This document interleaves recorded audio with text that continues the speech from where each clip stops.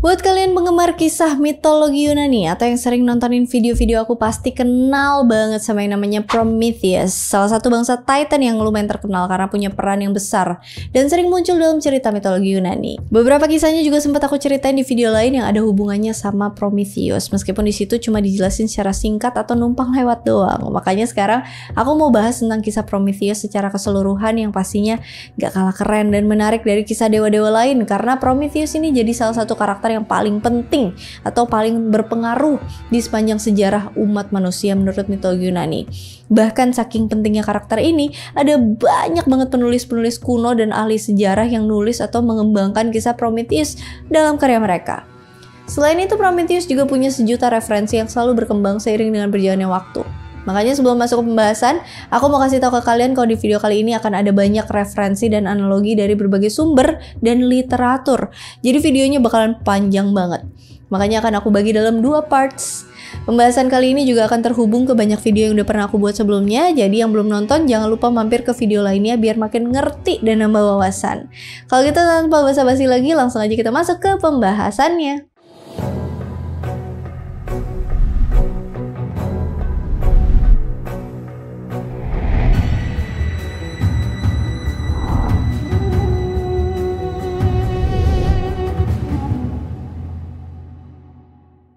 Ada yang tahu nggak kira-kira siapa sih makhluk tercerdas dan terpintar di mitologi Yunani? Jawabannya sudah pasti bukan Zeus, bukan Poseidon apalagi, atau dewa-dewa penguasa lain. Tapi sebenarnya adalah Prometheus dari bangsa Titan. Di sepanjang cerita mitologi Yunani, Prometheus digambarin sebagai makhluk yang kecerdasannya melebihi para dewa lain. Bahkan secara etimologi, nama Prometheus diambil dari kata pro atau pren, yang berarti sebelum, dan kata matheno, yang berarti kecerdasan. Kalau dalam bahasa Inggris, Prometheus dijuluki sebagai forethinker, yang artinya adalah orang yang berpikir ke depan. Pada abad ke-5, seorang penulis dan ahli tata bahasa yang bernama Maurus Servius Honoratus mengemukakan kalau nama Prometheus secara keseluruhan berarti seseorang yang berpikir jauh ke masa depan. Karena itu Prometheus sering disebut sebagai God of Forethought. Kayak yang tadi aku bilang kalau Prometheus itu berasal dari bangsa Titan atau raksasa. Dari generasi kedua yang pernah menguasai dunia sebelum generasinya Olympians atau generasinya Zeus. Catatan pertama tentang asal-usul Prometheus ditulis sama salah satu penyair epik Yunani yang bernama Hesiod dalam karyanya yang berjudul Theogony. Di sini Hesiod biasanya nulis tentang silsilah keturunan para dewa Yunani. Salah satunya tentang Prometheus yang merupakan keturunan dari Titan, Lepettus, dan Clement. Prometheus juga punya beberapa saudaranya, diantaranya ada Menoetius, Atlas, dan Epimetheus. Dalam beberapa kisah yang paling dekat sama Prometheus itu adalah Epimetheus, meskipun sifat kedua bersaudara ini tuh beda banget. Prometheus punya sifat yang bijaksana, pintar, dan selalu berpikir panjang, sementara Epimetheus itu bodoh, ceroboh, dan sembrono. Makanya dia disebut sebagai afterthinker, yang artinya adalah orang yang berpikir ke belakang, atau orang yang berpikir pendek. Makanya Epimetheus disebut sebagai dewa renungan karena dia bertindak dulu baru berpikir dan merenungkan kesalahan yang telah dia lakuin sebelumnya. Meskipun begitu, kedua bersaudara ini saling melengkapi satu sama lain. Jadi seimbang kayak yin and yang gitu. Mungkin di antara kalian banyak yang udah tahu tentang kisah perang besar antara Olympians dan para Titans atau yang disebut dengan Titanomachy. Meskipun Prometheus termasuk dalam bangsa Titan, tapi dalam perang itu dia nggak memihak ke para Titan. Malah dia ngajak Epimetheus buat memihak ke Olympians. Makanya mereka berdua nggak dihukum sama Zeus seperti para Titans lain yang sebagian besar dimasukin ke dalam Tartarus atau neraka. Beberapa orang mungkin nanya kenapa sih Prometheus tuh lebih milih buat mengkhianati saudaranya, para Titans. Jadi seperti yang aku bilang sebelumnya, kalau Prometheus itu pintar banget dan punya pandangan yang jauh ke depan. Makanya dia bisa menganalisis situasi dan membantu Zeus untuk memenangkan perang. Emang licik sih ya. Dia rela mengkhianati para Titan supaya bisa menang di peperangan. Makanya sejak saat itu dia dianggap sebagai salah satu dewa yang paling licik. Setelah perang Titanomachy berakhir, para dewa kemudian mutusin buat menciptakan manusia. Mitos tentang penciptaan manusia ini ada beberapa versi. Versi yang pertama nyebutin kalau Prometheus lah yang membentuk manusia dari tanah liat. Tapi di versi lain bilang kalau para Olympians yang membuat manusia dan semua hewan dari tanah liat. Kemudian mereka nyuruh Prometheus dan Epimetheus buat menyempurnakan semua makhluk hidup yang dibuat sama para dewa dengan cara mencampurkan berbagai unsur dan elemen sehingga mereka bisa bertahan hidup di bumi. Tapi karena Epimetheus punya sifat yang bodoh dan ceroboh, makanya dia pakai semua unsur dan elemen buat para hewan dengan boros sampai manusia nggak dapet jatah dari pembagian unsur itu. Nah, inilah alasan kenapa para hewan di darat tuh punya bulu buat melindungi badan mereka dari berbagai cuaca ekstrim. Hewan-hewan di udara punya sayap buat bisa terbang. Ikan-ikan di laut punya sirip dan insang untuk bertahan hidup di dalam air. Para serangga punya berbagai kemampuan kayak sayap buat terbang dan punya organ tubuh yang bisa dipakai buat melindungi diri. Misalkan kalajengking yang punya capit dan racun, laba-laba yang punya jaring buat menjebak mangsanya, belalang yang bisa lompat tinggi, ular yang punya bisa untuk membunuh mangsanya, cicak yang bisa nempel di tembok, dan kemampuan-kemampuan lain yang kayaknya nggak bisa aku sebutin satu persatu, tapi pasti kalian tahu lah ya. Ya, jadi intinya kenapa manusia tuh nggak punya hal-hal kayak gitu. Nah, itu karenanya. Karena Epimetheus. Makanya sejak awal penciptaan manusia tuh dalam keadaan telanjang, nggak punya kemampuan khusus kayak hewan-hewan yang ada di bumi. Intinya manusia itu jadi makhluk yang hanya berasal dari unsur tanah karena nggak dapat pembagian unsur-unsur lain, dan itu semua karena kecerobohan Epimetheus. Tapi kesalahannya itu akhirnya dibenerin sama saudaranya yaitu Prometheus karena dia punya pengetahuan yang luas. Makanya Prometheus ngajarin manusia tentang semua pengetahuan yang ada di dunia. Seperti cara membuat pakaian, cara menanam tanaman, cara membuat senjata, cara berburu, cara membuat perhiasan dari material berharga kayak bebatuan, emas, dan permata. Prometheus juga ngajarin tentang seni, matematika, sains, ilmu kedokteran, dan bantu manusia buat bikin rumah, bangunan-bangunan gede, sampai ke peradaban manusia semakin maju. Karena itulah Prometheus layak disebut sebagai dewa terpintar. Kemudian cerita yang paling terkenal dari kisah Prometheus waktu dia mencuri unsur ilahi dari Olympus, yaitu api. Jadi sebenarnya api itu bukan berasal dari bumi, tapi adalah salah satu unsur ilahi karena api adalah sumber cahaya dan elemen yang sangat berbahaya. Sebelum manusia dapat pengetahuan dari Prometheus, mereka cuma makan buah-buahan, biji-bijian dan hasil alam sampai akhirnya mereka tahu tentang cara membuat senjata, terus berburu daging hewan dan masak pakai api. FYI, sebenarnya api yang dicuri sama Prometheus ini dinamakan Pyr. Setelah Prometheus mencuri api dari Olympus, Zeus marah besar karena unsur itu tuh harusnya nggak boleh dikuasai sama manusia. Alasannya karena api juga bisa bersifat destruktif dan bisa menyebabkan kehancuran. Sama seperti peribahasa, kalau kecil jadi kawan, kalau besar jadi lawan. Nah, buat mencegah kemarahan Zeus, Prometheus akhirnya menyuruh manusia melakukan persembahan untuk para dewa dengan cara memasak dan membakar hasil hewan kurban. Jadi, asapnya naik ke langit sebagai bentuk rasa syukur manusia kepada para dewa. Tapi Prometheus lah yang nentuin bagian hewan mana yang akan dimakan sama manusia dan bagian mana yang akan diberikan untuk para dewa. Makanya Prometheus pergi ke Olympus supaya Zeus milih sendiri mau ngambil jenis kurban yang mana. Di situ Prometheus bawa 2 jenis hidangan kurban yang diambil dari bagian tubuh lembu. Hidangan yang pertama diambil dari bagian perut, sedangkan hidangan yang kedua diambil dari bagian lemak. Setelah itu Zeus milih bagian lemak karena menurutnya masih lebih baik ketimbang bagian perut. Tapi sebelum Prometheus pergi ke Olympus, ternyata dia pengen nguji kemahatauan Zeus dengan cara menyembunyikan daging sapi di dalam perut lembu dan menyembunyikan tulang banteng di dalam lemak lembu. Jadi di masing-masing hidangan pertama dan kedua tuh ada yang disembunyikan. Karena Zeus lebih memilih bagian lemak lembu, akhirnya manusia bisa menyimpan bagian daging untuk diri mereka sendiri, lalu membakar tulang yang terbungkus lemak sebagai persembahan kepada para dewa. Nah, tradisi ini kemudian dipakai sampai sekarang. Jadi Zeus akhirnya dijebak sama Prometheus. Dia kena prank deh. Ini yang tadi awal aku bilang kenapa Prometheus itu jadi dewa terpintar dan terlicik di mitologi Yunani, karena dia berhasil mempermainkan Zeus yang saat itu jadi dewa tertinggi. Meski begitu, Zeus akhirnya sadar kalau dia udah ditipu sama Prometheus, makanya Zeus memutuskan untuk menghukum manusia dengan cara mengambil elemen api dan semua sarana kehidupan yang selama ini dihasilkan manusia, sehingga sekali lagi manusia harus menderita di bumi. Tapi Prometheus yang saat itu lebih memihak manusia, memilih untuk sekali lagi mencuri api dari Olympus, lalu mengembalikannya kepada umat manusia. Dari sinilah Prometheus dijuluki sebagai juara umat manusia dan Firebringer atau pembawa api. Di versi ini diceritain kalau manusia udah mengetahui api dan Prometheus mencuri api yang kedua kalinya dari Olympus.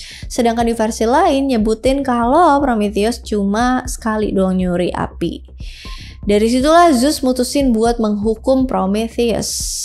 Nah, hukumannya adalah salah satu hukuman paling kejam dan paling terkenal di mitologi Yunani. Jadi awalnya Zeus nugasin Kratos dan saudara-saudaranya yang bernama Nike, Bia, dan Zelos buat mengawal Prometheus menuju ke suatu tempat terpencil di dalam hutan sampai mereka nemuin sebuah batu besar. Pas sampai di sana, Kratos manggil Hephaestus dan maksa dia buat rantai besi yang sangat kuat buat ngikat Prometheus ke batu besar itu. Kratos terkenal karena sifatnya yang kejam dan brutal, makanya dia merintahin Hephaestus buat maku tangan Prometheus ke batu besar itu, terus ngikat kakinya supaya dia lumpuh dan gak bisa kemana-mana. Kratos juga memerintahkan Hephaestus buat mendorong sebuah baji ke dada Prometheus sampai dadanya terbelah. Buat yang belum tahu, baji itu semacam benda yang terbuat dari baja dan bentuknya tuh mirip kayak kapak.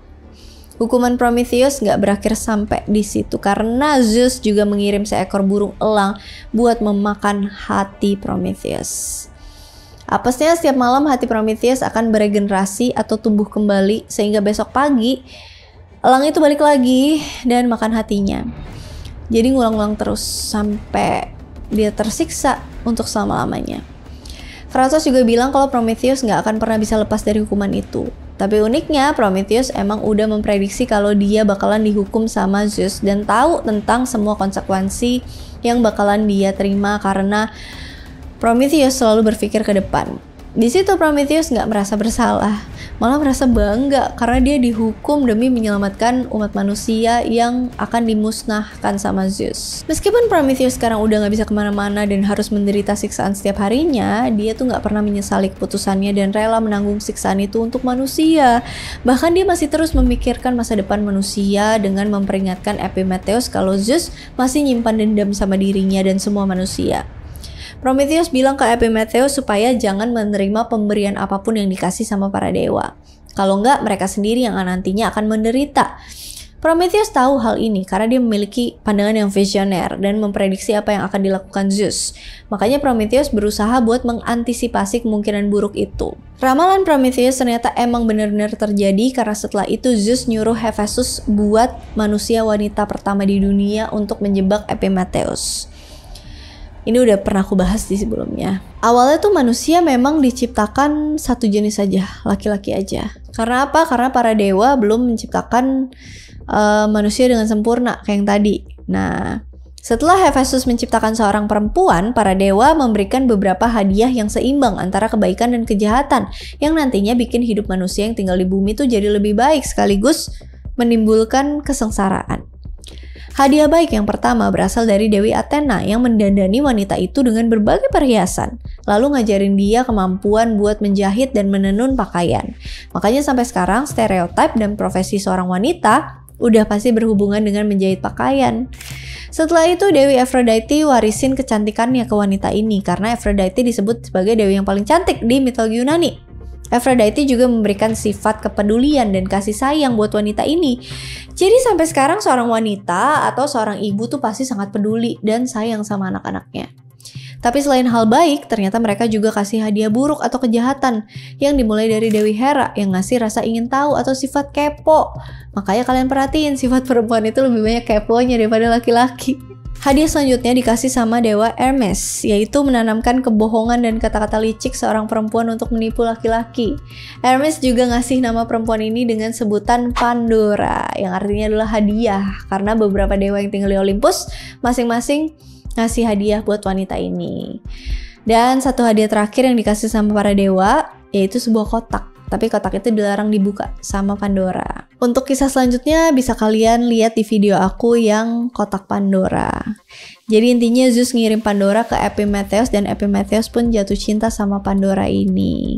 Epimetheus sudah lupa sama pesannya Prometheus yang bilang supaya jangan pernah menerima hadiah apapun dari para dewa. Tapi dia menerima Pandora, hadiahnya para dewa, karena Pandora cantik banget. Singkat cerita, kalau mau lebih lengkap lihat video aku yang kotak Pandora ya. Jadi Pandora itu membuka kotaknya karena dia punya sifat kepo.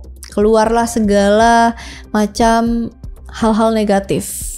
Kejahatan, kecemburuan, iri hati, dendam, kebencian, kesedihan, hawa nafsu, kelaparan, penyakit, kematian menyebar ke seluruh dunia. Sampai akhirnya masa keemasan berdiri di sini dan kehidupan manusia jadi lebih sengsara daripada sebelumnya. Hesiod menulis kalau zaman manusia itu terbagi jadi beberapa zaman. Zaman yang pertama, zaman keemasan, di mana waktu pertama kali manusia diciptakan. Mereka udah hidup dalam kedamaian, kemakmuran, dan keharmonisan. Manusia nggak perlu kerja keras, karena semua kebutuhan mereka udah terpenuhi dari hasil bumi. Mereka juga hidup dengan umur yang panjang, tapi nggak kelihatan menua atau tetap awet muda, meskipun ya umur mereka udah tua banget lah ya. Di versi ini Hesiod bilang kalau zaman keemasan udah ada, waktu Kronos masih berkuasa memerintah alam semesta. Sementara di versi lain Plato nulis kalau Prometheus lah yang menciptakan manusia dan udah ada dari zaman kekuasaan Olympians. Kenapa versinya beda-beda? Karena cerita Prometheus itu selalu berkembang dan ditulis dengan penulis yang berbeda-beda. Oke, jadi setelah Prometheus kasih api dan ngajarin manusia tentang berbagai pengetahuan, Zeus kemudian menghukum Prometheus dan umat manusia. Disinilah zaman keemasan itu berakhir, lalu dimulai dengan zaman yang baru, zaman perak. Di zaman ini manusia tuh cuma awet muda selama 100 tahun. Habis itu mereka tiba-tiba menua dan langsung meninggal. Sifat manusia juga lebih jahat daripada sebelumnya, karena manusia udah dapet api yang melambangkan kekuatan dan kehancuran, meskipun di satu sisi membantu memajukan peradaban manusia. Karena itu manusia lebih sombong dan lebih tidak sopan kepada para dewa. Mungkin ini karena ajaran Prometheus juga sih yang selalu menentang Zeus dan berpihak ke manusia. Tadi aku juga sempat bilang kalau Zeus ngambil api dan sarana kehidupan manusia. Nah, sarana kehidupan yang dimaksud yaitu jumlah musim dalam 1 tahun yang awalnya cuma ada musim semi, tapi akhirnya direkonstruksi sama Zeus jadi 4 musim. Semi, panas, gugur, dingin. Jadi manusia butuh rumah buat melindungi diri mereka dari segala musim dan harus bekerja di musim semi buat menyediakan makanan ketika memasuki musim gugur dan musim dingin. Jadi kalian harus bersyukur bisa tinggal di Indonesia, wilayah tropis, karena punya 2 musim. Musim panas, musim hujan, gak perlu susah-susah kayak di luar negeri yang punya 4 musim. Kemudian waktu Zeus bagi 4 musim ini, dia dibantu sama Demeter, dewi kesuburan. Ini ada hubungannya juga sih sama kisah Hades dan Persephone yang pernah aku ceritain. Jadi selain bagi musim jadi 4 bagian, ternyata di zaman perak ini Prometheus juga naruh biji gandum pertama karena manusia harus berusaha mengumpulkan makanannya sendiri.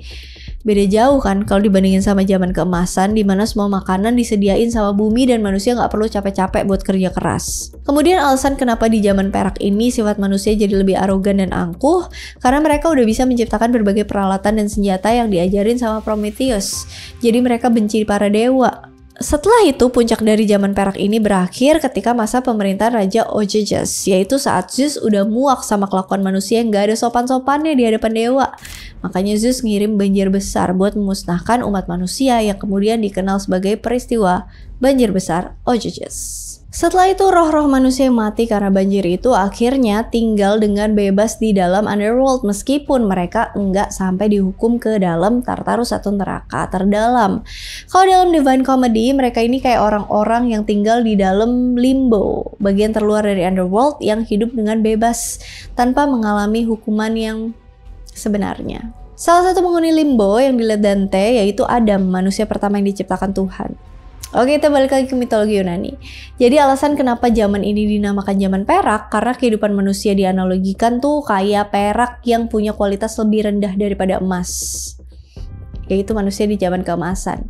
Kemudian buat nyiptain barang-barang yang terbuat dari perak biasanya dibuat dengan cara mengekstrak biji perak dan dilebur jadi cairan perak sampai lama-kelamaan dibiarin ngeras dan ditempa menjadi peralatan perak yang kuat.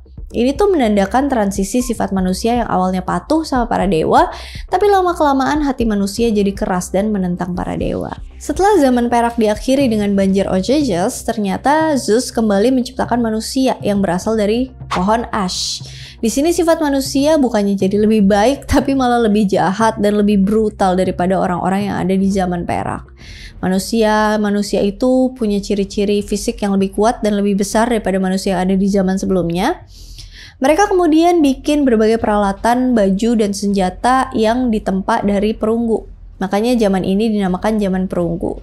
Orang-orang yang ada di zaman ini juga akhirnya balik berperang dan memangsa satu sama lain sampai umat manusia terancam punah karena dihancurkan oleh kekejaman mereka sendiri. Makanya Zeus mendatangkan banjir besar yang kedua kalinya untuk sekali lagi menghabisi peradaban manusia yang dipenuhi kejahatan. Setelah mereka mati, roh-roh mereka nggak akan bebas di limbo kayak sebelumnya, tapi tubuh dan roh mereka akan terjebak di dalam kegelapan dunia bawah. Itu kalau menurut kisah yang diceritain sama Hesiod. Tapi sejarawan asal Yunani yang bernama Apollodorus menambahkan beberapa detail tentang kisah manusia di zaman ini, di mana Prometheus akhirnya memiliki keturunan yang bernama Deucalion. Di zamannya Deucalion atau zaman perunggu, ada satu kisah penting yang memicu terjadinya banjir besar. Banjir ini terjadi gara-gara Lycaon atau Raja Arkadia bunuh anaknya yang bernama Nyctemos. Terus dagingnya itu dipersembahin ke Zeus. Tujuan Lycaon membunuh anaknya adalah buat nguji kemahatauan Zeus. Apakah dia tahu kalau yang dia makan adalah daging manusia apa bukan? Tapi tentu aja Zeus akhirnya tahu tentang hal itu. Terus ngubah Lycaon jadi serigala dan membunuh semua keturunannya.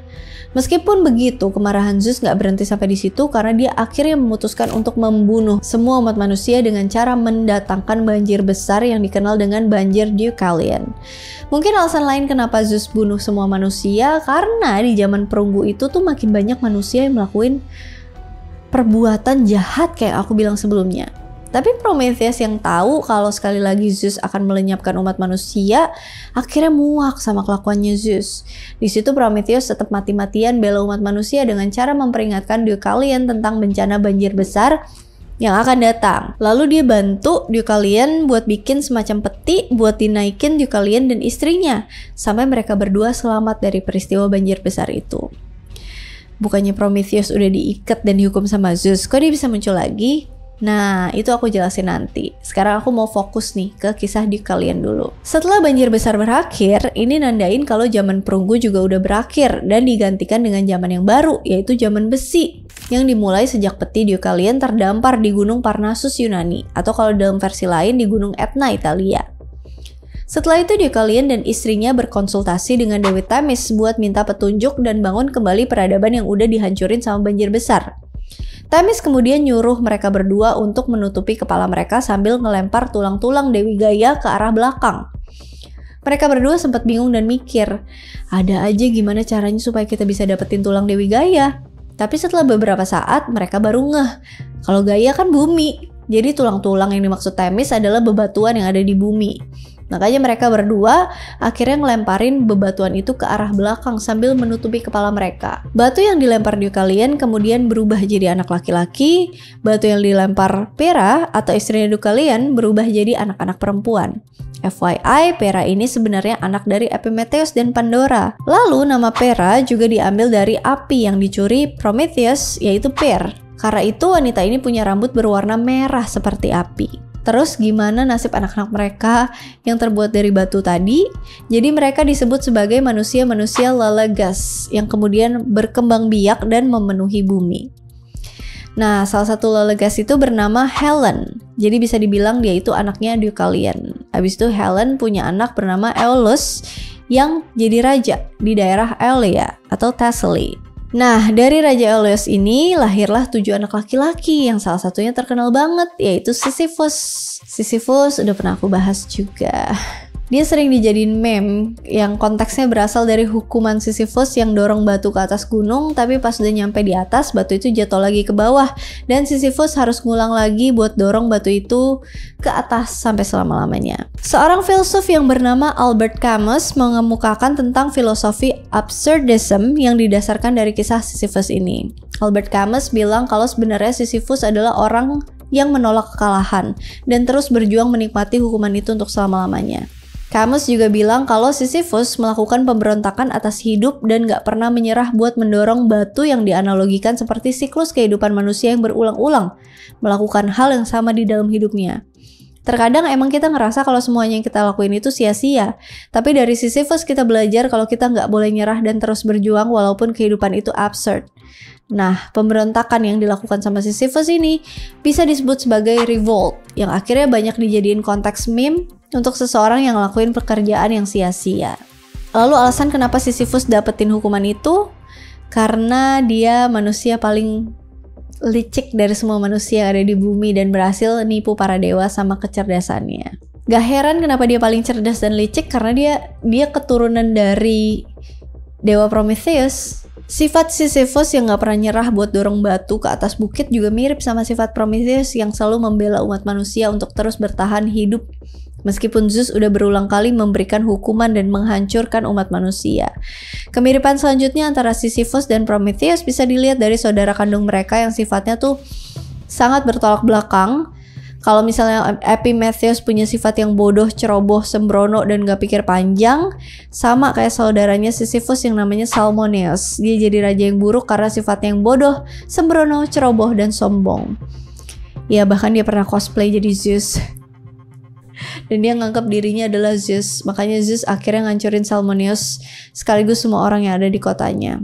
Kedua sifat ini nandain keseimbangan yang diwarisin untuk manusia, sama seperti istilah history repeats itself atau sejarah mengulang kembali. Makanya sampai sekarang selalu ada keturunan orang-orang yang bijak, pintar, cerdas, tapi ada juga keturunan manusia yang punya sifat ceroboh, sembrono, dan gak pikir panjang. Jadi kalau kalian ketemu sama orang yang jenius, mungkin aja dia keturunan Prometheus. Kalau sebaliknya, mungkin aja dia keturunan Epimetheus. Hesiod juga menulis tentang zaman pahlawan, di mana zaman itu nggak berhubungan sama zaman-zaman sebelumnya atau urutannya masih belum jelas, tapi kemungkinan besar dimulai dari zaman perunggu. Jadi, kayak aku bilang sebelumnya, zaman perunggu itu orang-orang kuat mulai terlahir ke dunia, dan dari situlah muncul para pahlawan terkenal. Beberapa di antaranya Hercules, Atalanta, Theseus, Achilles, Perseus, Meleager, Orpheus, Oedipus, Jason and the Argonauts, dan masih banyak lagi yang gak bisa aku sebutin semuanya. Di zaman ini karena muncul banyak manusia yang kuat-kuat, akhirnya manusia jadi makin menentang para dewa dan bersikap sombong. Terus kejadian yang paling terkenal dari zaman pahlawan ini terjadi di peristiwa Trojan War. Di situ ada banyak pahlawan yang terlibat dalam pertempuran dan mati terbunuh dalam perang itu. Ini yang tadi aku bilang, kalau di zaman perunggu, manusia tuh pada saling berperang dan menghancurkan satu sama lain. Di zaman ini pula pahlawan Hercules akhirnya membebaskan Prometheus dari hukumannya dengan cara membunuh elang yang memakan hatinya, lalu membebaskannya dari hukuman abadi Zeus dengan cara mengorbankan keabadian yang dimiliki salah satu centaur yang dekat dengan Hercules, yaitu Chiron. Jadi ini alasan kenapa di zaman perak Prometheus nggak bisa nyelamatin umat manusia dari banjir Ogyges, tapi akhirnya berhasil menyelamatkan manusia di banjir Deucalion di akhir zaman perunggu. Di zaman pahlawan ini, roh para pahlawan yang mati di pertempuran akan pergi ke Elysium atau surganya para pahlawan. Kalau mitologi Nordik, sama kayak para Viking yang setelah mati akan pergi ke Valhalla. Setelah banjir Deucalion, zaman perunggu dan zaman pahlawan berakhir. Saat itu juga digantikan dengan zaman baru, yaitu zaman besi. Sesuai namanya, di zaman ini manusia lebih dominan menggunakan peralatan dan teknologi yang terbuat dari besi. Hesiod yang menulis tentang kelima zaman ini menyatakan kalau dirinya ada di zaman besi, di mana sebagian besar orang masih merasakan sengsara, karena manusia harus terus bekerja keras untuk menghidupi dirinya sendiri dan keluarganya. Sifat manusia juga semakin memburuk, di mana anak-anak semakin gak menghormati orang tuanya. Sesama saudara juga terlihat gak akur atau saling bermusuhan. Terus di zaman ini juga berlaku tentang istilah sejarah ditulis oleh pemenang, di mana banyak konspirasi dan kebenaran yang ditutup-tutupi, sehingga banyak orang yang tersesat atau gak tahu mana yang baik dan mana yang buruk.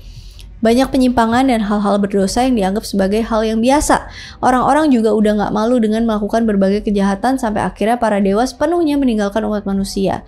Ini juga menjawab kenapa orang-orang zaman dulu tuh masih bisa bertemu atau berkomunikasi langsung dengan para dewa. Sementara di zaman sekarang para dewa itu udah gak kelihatan atau udah gak pernah menampakkan dirinya. Inilah yang disebut sebagai generasi akhir zaman. Jadi itu dia kisah tentang Prometheus, Titan yang berjuang demi kemajuan umat manusia sampai rela menanggung semua hukuman itu supaya manusia terus bertahan hidup meskipun sampai sekarang manusia masih terus melakukan hal-hal jahat. Kalau menurut kalian sendiri gimana? Apakah yang dilakukan Prometheus itu hal baik atau justru membawa manusia menuju kehancuran? Atau mungkin nasib kita jadi seperti sekarang ini karena kesalahan Epimetheus?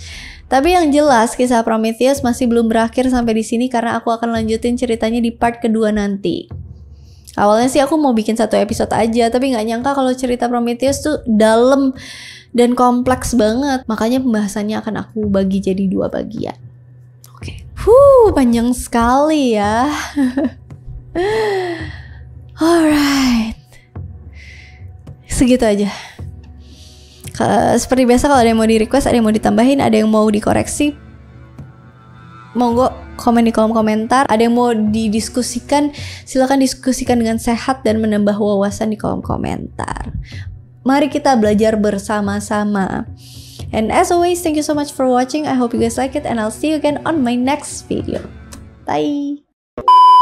Karena itu Prometheus sering disebagai. Kemudian mereka nyuluh.